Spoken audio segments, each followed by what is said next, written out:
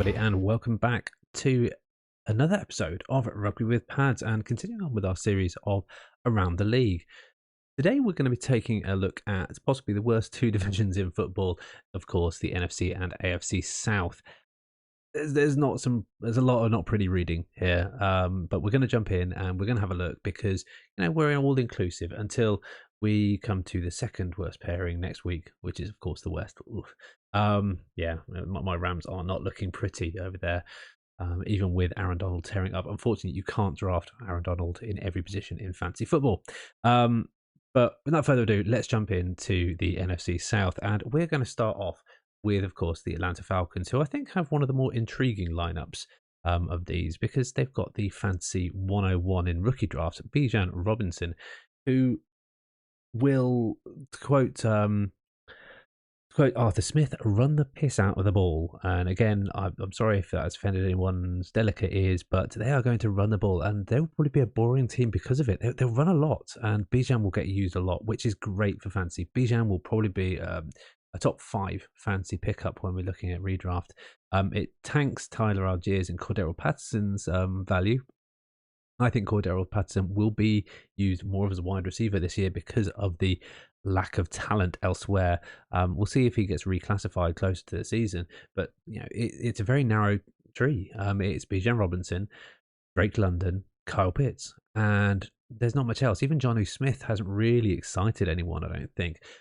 Desmond Ridder will be okay. He's a sophomore. Well, we don't know if he's going to be okay, actually. He's a sophomore. He played 3 or 4 games towards the end of last season, I think. He was a 3rd round pick, 700 yards, which means probably I played about 4 games last year. It wasn't great, and he was stuck behind Marcus Mariota for the longest time until Marcus Mariota got injured, and was left the team in suspicious circumstances. And they did bring in Taylor Heineke as a backup, who is serviceable and will throw deep balls. So Drake London will have use, but there's not much pretty on this team. The defense is okay. Jesse Bates, Jeff Okudah, those are good pickups that they got for cheap. But outside of that, I'm not excited about this, except maybe Younghoe Koo, who will be a fantastic kicker regardless. Let's move on to the Carolina Panthers. They had the 101 this year. They picked up Bryce Young. Bryce Young will be a rookie quarterback. Not reliable. He's also a small rookie quarterback. And for those of you who remember Kyler's first year, it was tough sledding at times. Yes, he was great, a great passer. He's got a good offensive line. He will be okay, but he won't be world beating, and he will be a quarterback 2 in redraft at best. Miles Sanders goes to a better place, so I'm excited about his opportunities. But the wide receiver room is. Adam Thielen as you won. DJ Chark's got pace but hasn't really been consistent. Jonathan Mingo, I think it could emerge as that wide receiver 2 in that setup, but it's just he hasn't got the targets to throw to, and I think it will be a longer rebuild.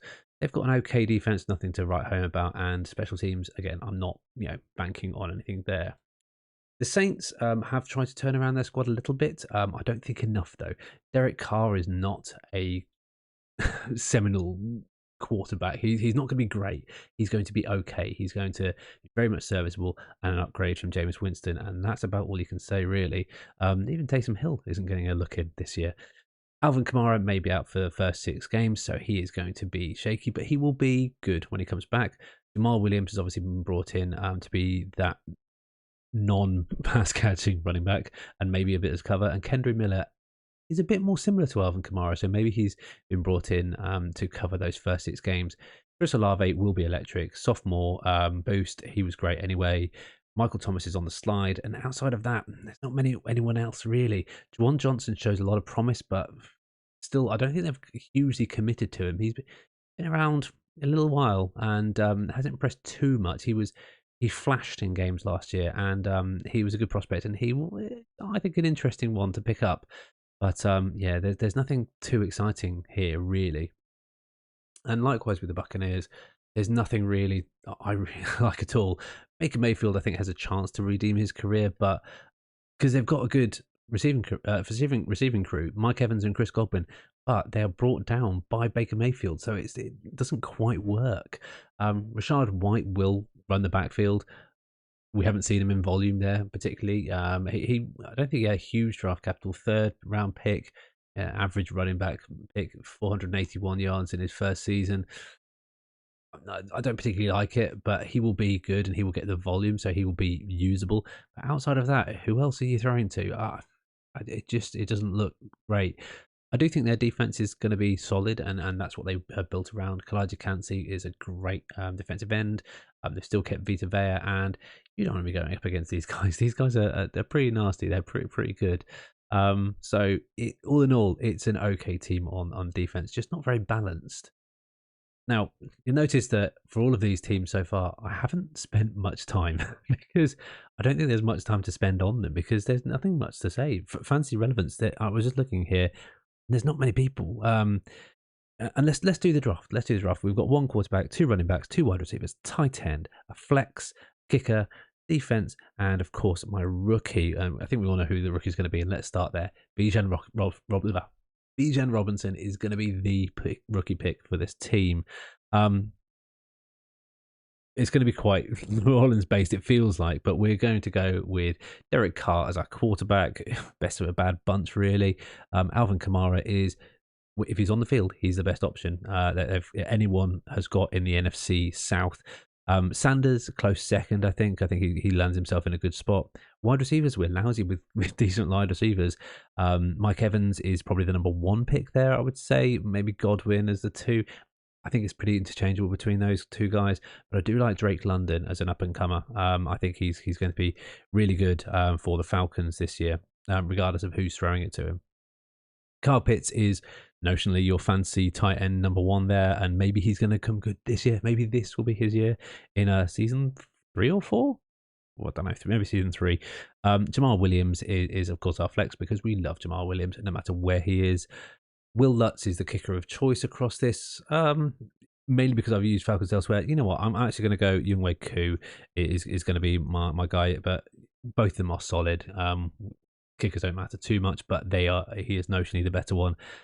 Tampa on paper, maybe Atlanta has the better defense. Sorry, I couldn't remember what position we were talking about. Not an important one, obviously. But I'll go with Tampa for a bit of balance. And we've already done Bijan Robinson as our rookie, so that's Carr, Kamara, Sanders, Evans, London, Pitts, Jay Willie, Koo, Tampa Bay, and Bijan Robinson. Right. We whiz through that because there's not much exciting, and we'll probably whiz through the other side, but we'll have a quick break and join you on the other side after a quick message.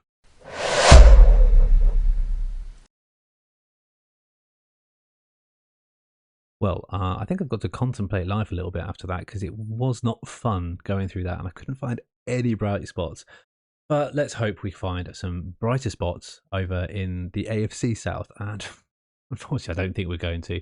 But let's start with the Houston Texans. Houston. The Houston Texans are an interesting bunch because they have bright spots, and Dameon Pierce is a brilliant bright spot. He was fantastic in volume last year. I think he's still got a lot in the tank, regardless. He's in his 2nd year. He was drafted relatively highly. Actually, no, he wasn't. He was a bit lower for a running back, but he's proven beyond his status. Really close to 1,000-yard season last year.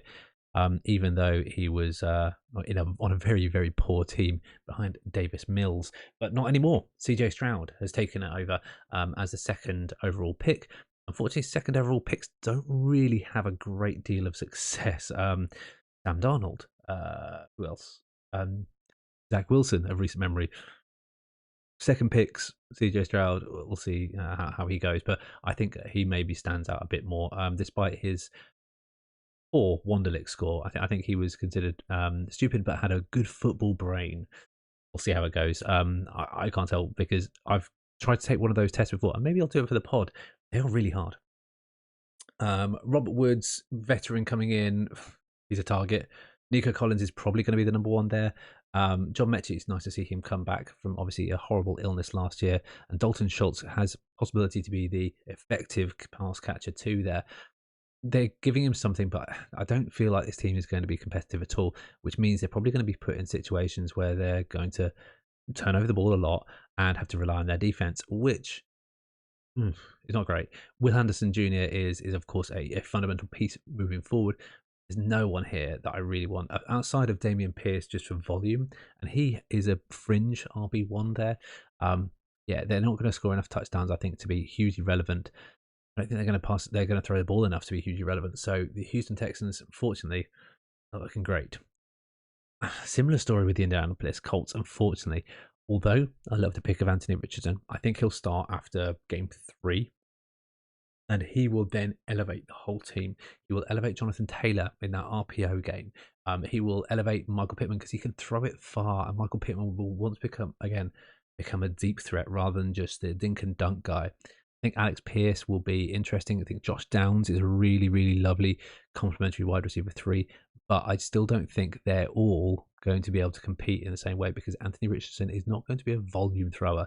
He's going to be a run and pass dual threat, probably leaning more to the run, maybe a bit more like Lamar Jackson in his earlier seasons. So we'll have to see how it goes there. The Colts defense is average, nothing to write home about, but I will give a bit of props out to Matt Gay, who was obviously with the Rams last year and for our Super Bowl season as well. Not a huge amount to write home here. You're not really targeting any of these guys.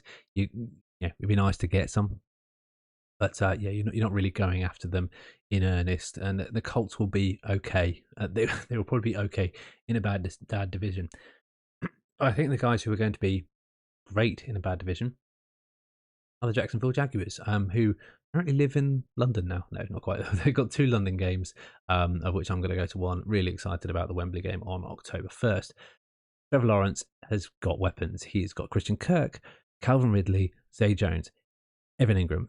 All of them are fancy relevant. I think Calvin Ridley is the dark horse. You're going to see him come back and probably take that number 1 spot. Trevor Lawrence is very fancy relevant. I think he's a top 10, if not top 6 QB.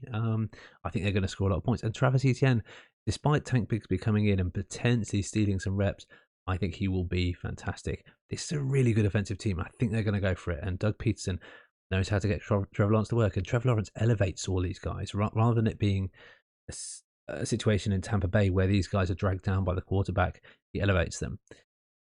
The defense, it looks okay. Again, there's no one really who jumps out here. It's not a defense that I'd be saying yes, I need them immediately, but it's okay. And Riley Patterson did really well last year as a kicker. I think he was somewhere else last year.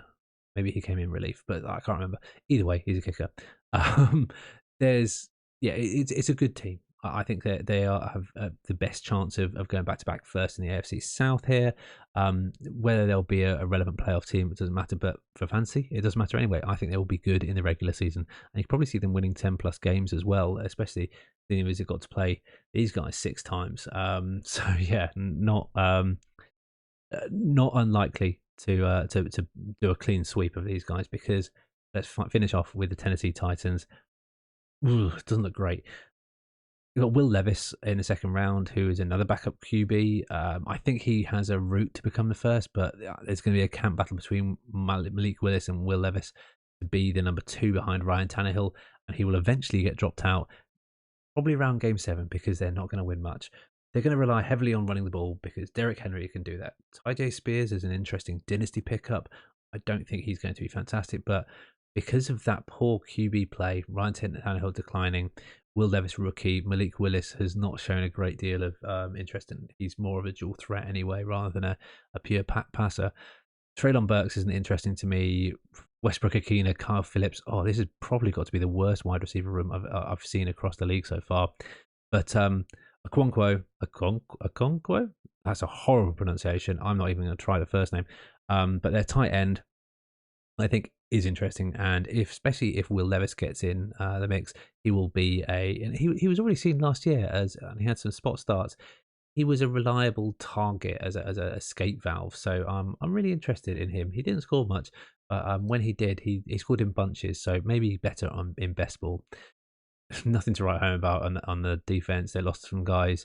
But this is possibly the worst team in football. I really don't like it. Outside of Derrick Henry, who is a volume guy, and they're going to run him to the ground, but he's hitting his It's gonna be his age 30 season. He's going to be turning 30, but he's probably going to be close to the rushing leader if he stays healthy. It's a weird one. Like, bad team, good players, they can do, but you just can't quite work out on your head, especially when you're doing analysis this early on in the year. Right. That's the teams there, and who we could bring into our fantasy lineup. So similar kind of stuff. I raved about him already, but Trevor Lawrence has got to be the quarterback that we pick for the AFC South. Henry has got to be the running back, and JT has got to be the other running back. I think those three are really, really good, and I'm really excited to see how those guys go because they will play well. Calvin Ridley, I think, is going to be great on the Jags. Michael Pittman will be a serviceable wide receiver 2. He'll be on the edge of wide receiver 1. He'll be the definite number 1 in that offense as well. Dalton Schultz is the only tight end outside of Evan Ingram, but I like other Jags players better, and we're trying to balance it out a little bit. Yeah, I could go Schultz or Ingram, but Schultz I think has the most opportunity. And the flex in the AFC looks great. Dameon Pierce is going to be great. Matty Gay gets an option for the Colts there at kicker. I think the Jags defense probably does look the best out of the 4. Yeah, it probably does, And I'm going to go with my guy, Anthony Richardson. He was my guy. He's my guy rookie, but I think maybe later on in the season, it probably doesn't quite match up to Bijan Robinson. But we'll see how they match up when we come back. We'll take a look at both teams in a fancy, head to head, and see how they all stack up.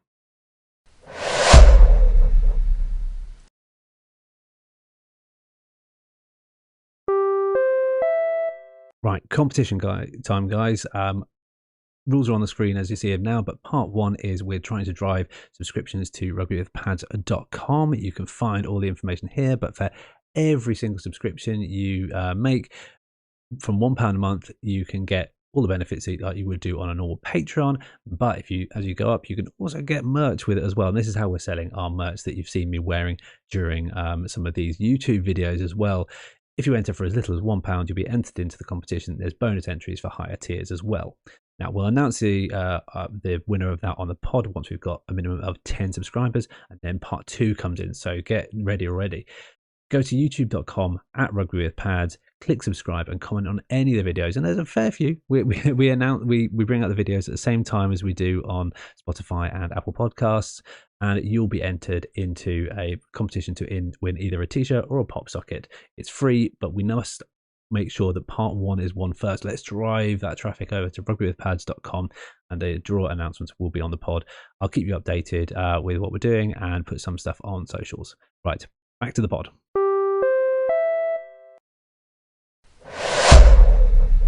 Well, that went badly. Yeah, they do not like these teams. So as we've done with all the other leagues, we've put it into Roto Trade, done some team analysis, and it's come back bad. And I don't know why this bad. Yeah, I don't think either of these teams stand a good chance of anything much. The NFC South slightly better than the AFC South. We'll have to see if that plays out in our heads, but I think it probably does, if only for the fact that you've got Bijan Robinson elevating that team massively. But at QB, I'd pick Trevor Lawrence over Derek Carr, and I think these guys maybe see the same thing as well. Henry and JT get the nod at running back over Bijan and Alvin Kamara. I think I agree with that as well. Evans over Ridley. Yeah, I think Evans over Ridley makes sense. Pittman over London. I think it's a tough call there, but I think I'll probably just go over Pittman and Pitts just because of that latent ability. He's definitely got it in there.